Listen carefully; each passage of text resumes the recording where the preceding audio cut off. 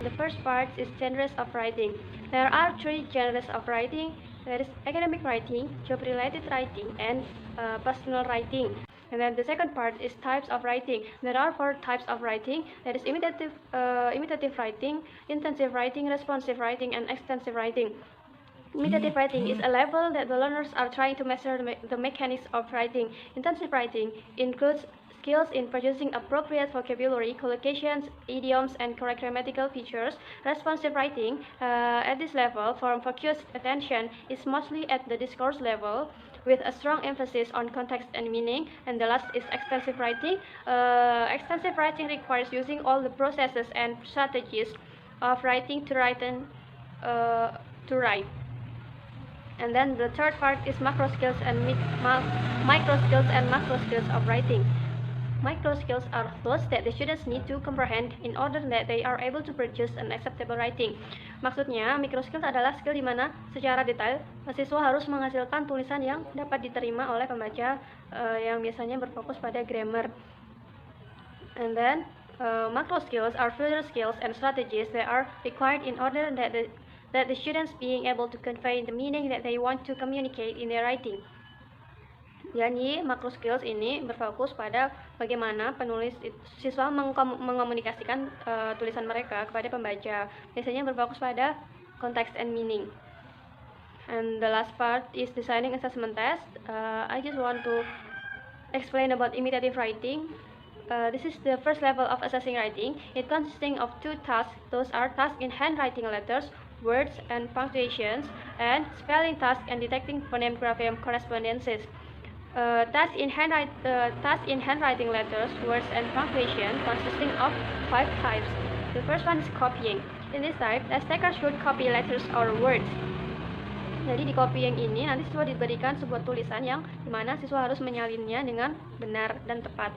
And then the second is listening close selection task. This task is a combination from dictation with a written script. Siswa disuguhkan oleh written script yang beberapa katanya dihilangkan, kemudian mereka diperdengarkan audio yang kemudian kata-kata yang hilang tadi bisa diisi dari audio yang mereka dengar. And then the third is picture cue task. Pada picture cue task ini siswa disuguhkan oleh gambar yang familiar dengan mereka, kemudian siswa harus menulis kata yang merepresentasikan gambar tersebut dengan benar. The fourth is form completion task. The use of simple form registration application that asks for name, address, phone number, and other data. And then the last is converting numbers and abbreviations. Di sini siswa mengkonversi angka dan singkatan ke dalam sebuah tulisan. Okay, that's all for me. The next part will explain by my friend. My name is Anissa Nurulfika.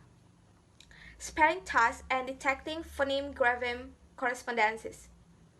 There are 4 tasks that is used to assess the ability to spell words correctly and to process phoneme grapheme correspondence. The first is spelling test. Basically, for this test, teacher dictates a simple list of words and give a time for the test taker to write the word. The second is picture cue task. So there were pictures that according to the objective of the assessment that displayed on familiar word. It can be some challenging words or word pairs. And next is multiple choice technique. It is presenting words and phrases in the form of a multiple choice task risk crossing over into the domain of assessing reading. As you can see on the box in page 224, there is an example of multiple choice technique with the addition of homonym to make the task more challenging. The last task is about matching phonetic symbols. The test taker will be shown phonetic symbols and asked to write the correctly spelled word alphabetically. You can see the example in page 225. So move on to the next topic. It's about designing assessment tasks, intensive controlled writing. There were 3 types of assessment that we can use. The first is dictation and dictacom. So dictation is simply the rendition in writing of what they hear orally. So it could be classified as an imitative type of writing. The example is the teacher asks students to rewrite the paragraph from the best of their recollection of what they've been heard. The other variations of dictacom technique is the teacher can give the keywords from the paragraph, or the students can recreate the story in their own words. So the second is grammatical transformation task. This assessment is to know the knowledge of grammatical forms that will be their ability to writing with or right forms. There are the numerous versions of the task, which is change the tenses, change from active to passive voice, and the others you can see in page 226. The last is picture cue task. There are three types of this task. The first is short sentences. There will be some simple action shown, and the task takers writes a brief sentence of it. The second is picture description. There will be more complex picture presented. The example is test takers are asked to describe a picture using preposition. The last is picture sequence description. There will be a sequence of 3 to 6 simple pictures describing a storyline. Then the test taker should write it based on what the picture is about. My name is Bunga Rahmi Roshifa. I want to explain about the vocabulary assessment task. This assessment is aims to improve the students' vocabulary so far. For example, they do the assessment, they compile the sentence from two words that already provided. Then they can compile the word based on the vocabulary they have. Then there is the ordering task. Usually this assessment is for 7th grade junior high school. This content is there is one sentence that has a random word. Then the student have to justify the word to be the correct sentence.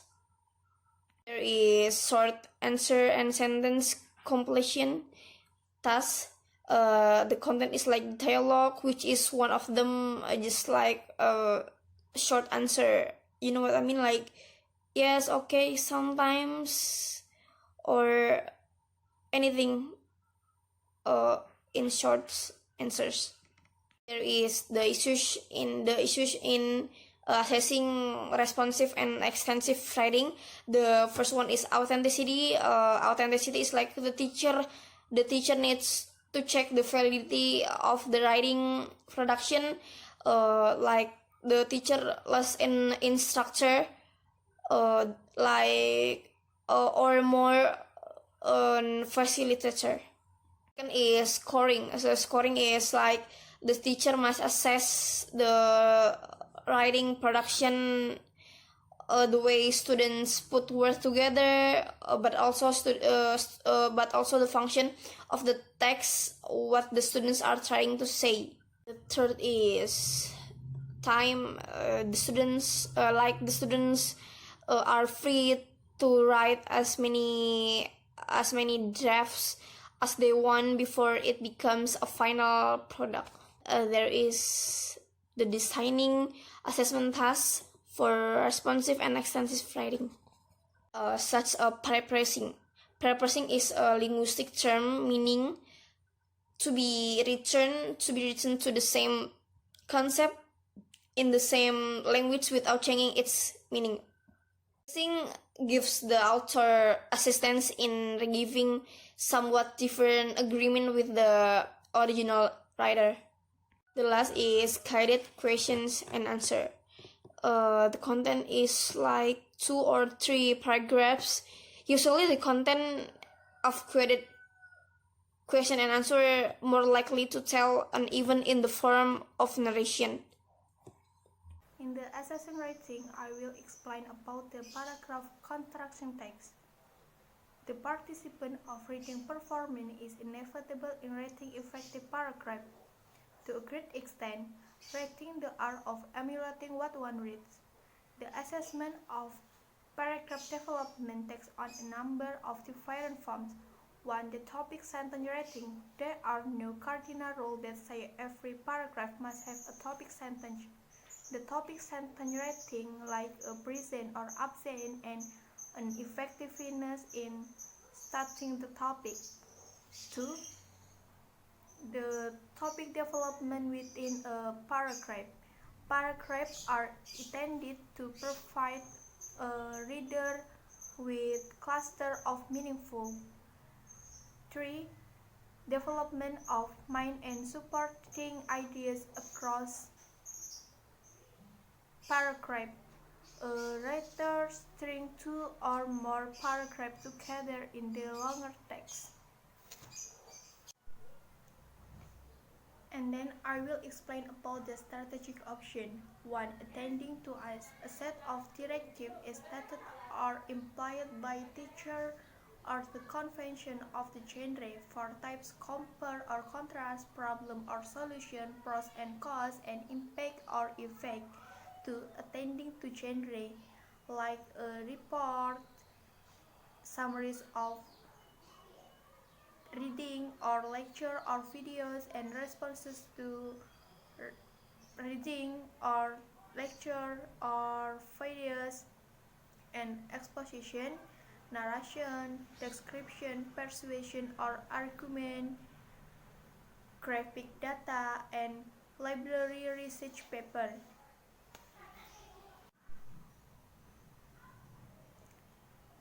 The last explanation from me is test of written English. Test of written English is a standardized test of writing ability and has gained a reputation as well-respected measure of written English.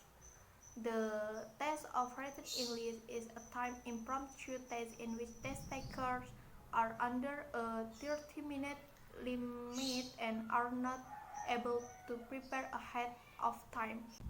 Assalamualaikum warahmatullahi wabarakatuh. Today I want to explain about scoring method for responsive and extensive writing.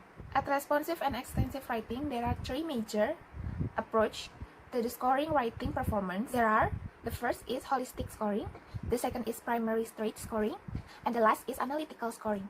In holistic scoring method, a single score is assigned to the essay, which represented overall general assessment of the reader. A holistic scoring is to evaluate writing for the overall quality instead of individual traits. A single score is used to indicate the overall achievement level of the performance. Jadi holistic scoring method ini menilai dengan sistem secara overall atau secara keseluruhan, yang dimana pembaca itu menilai secara keseluruhan pada atau berdasarkan kesan pertama si pembaca melihat keseluruhan dokumen atau writing assessment tadi, dan bukan menilai pada elemen secara terpisah, melainkan secara keseluruhan. And the second is primary trait scoring. Primary trait scoring is an approach for evaluating constructed responses, in which score are based on one or more specific aspect of writing performance. Pembaca tadi menilai secara atau berdasarkan satu atau lebih aspek. And the last is analytic scoring. Analytic scoring is a method of evaluating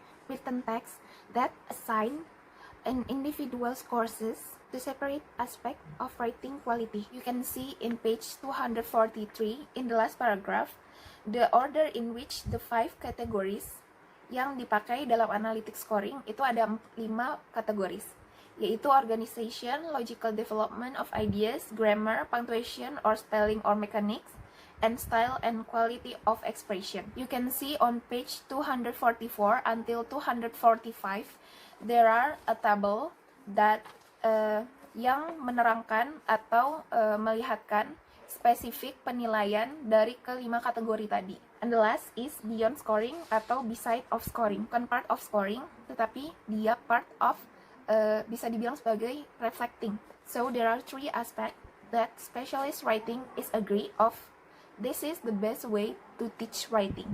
The first is self-assessment, and the second is peer review or revising, and the last is teacher feedback. Nah, di sini itu dibagi 2, yaitu ada assessing initial stage atau earlier stage dan later stage. Thank you for watching. Assalamualaikum warahmatullahi wabarakatuh.